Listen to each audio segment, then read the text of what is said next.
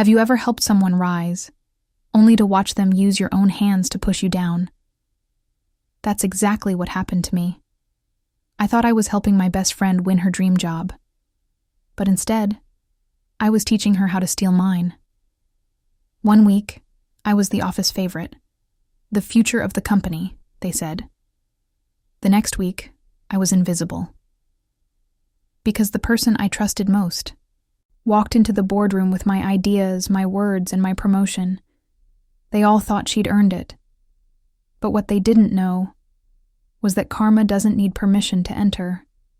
And when it finally walked through that office door, it made sure everyone saw who really deserved the crown. But before I tell you how karma found her, let me take you back to where it all began. To the day I met the friend who would betray me. I've worked at Everline Marketing for 4 years. I started as an intern. Quiet, focused, maybe a little too trusting. I believed that if I just worked hard enough, if I played fair, the right people would notice. And for a while, it seemed like they did. My boss, Mr. Halston, often said, "Maya, you've got the kind of brain this company needs more of. Strategic, calm, dependable." I never bragged about it. I just did my job and tried to lift others with me. That's when Claire came in, new, energetic, and charming in all the ways I wasn't. She had that spark, the kind of charisma that fills a room. She was the coworker everyone wanted to be around. And me? I was just happy to finally have a friend in a company full of competition. We became inseparable. I helped her navigate her projects, edited her presentations, and shared my strategies for getting noticed by upper management. I genuinely wanted her to succeed, because that's what friends do, right? But I should have remembered something my grandmother once told me. Not everyone who claps for you wants to see you win. The opportunity came 3 months later. The senior strategy manager position opened up. It was the kind of job that could change your life. I'd been preparing for it since my first year, learning, observing, building my portfolio quietly in the background. Everyone knew I was the natural fit. Even Claire said so. She smiled and said, "Maya, if anyone deserves that role, it's you. I'll help you however I can." I believed her. Of course I did. We stayed late working on presentation concepts, mock campaigns, and proposal outlines. She asked questions, lots of them, and I thought it was because she wanted to learn. So I explained everything. I gave her access to my drafts, my notes, even my mock pitch deck. What I didn't know was that she wasn't just learning. She was copying. 2 weeks before the presentation day, Claire suddenly became distant. She stopped answering texts after hours. She said she was busy polishing her project. I didn't think much of it. Maybe she was just focused. Then came the morning of the announcement. We were both called into the main conference room. All department heads were there. Mr. Halston stood up front, smiling. "Today, we're proud to announce the new senior strategy manager." He paused. My heart was pounding. "Claire Monroe." The room erupted in applause. She stood, pretending to look surprised. I sat frozen. I didn't understand. How? Then I saw it. The presentation slides behind her. They were mine. Every slide, every tagline, every data insight. Even the slogan I'd stayed up all night creating. My stomach dropped. I remember whispering, That's my campaign." She looked at me, right in the eyes, and smiled. Not apologetically. Smugly. That's when it hit me. I'd handed her everything she needed to steal my dream. That day, I didn't cry. I didn't confront her. I just sat there and let everyone cheer for her brilliant ideas. Because when betrayal cuts that deep, you don't explode. You go silent. But silence doesn't mean surrender.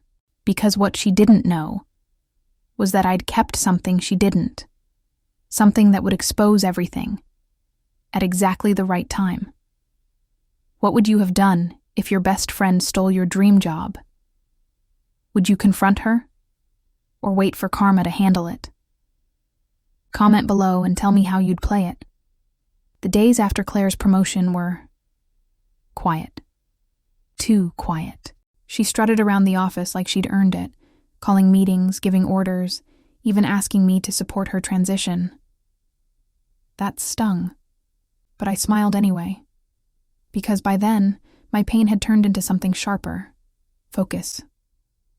See, while she was celebrating, I was connecting dots, comparing her slides with my original files. Her version was nearly identical, except for one thing. I had embedded a subtle watermark in my drafts. A single line of tracking code, hidden deep inside the metadata of the presentation file. It displayed my initials MC and a timestamp of when it was created. She had copied my file entirely, and she didn't even know it. So I waited. Because revenge isn't about rage. It's about timing.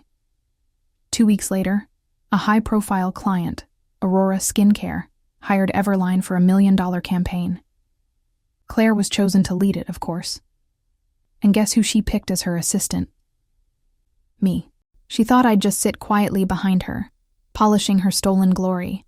But she didn't realize she'd just invited me inside her castle.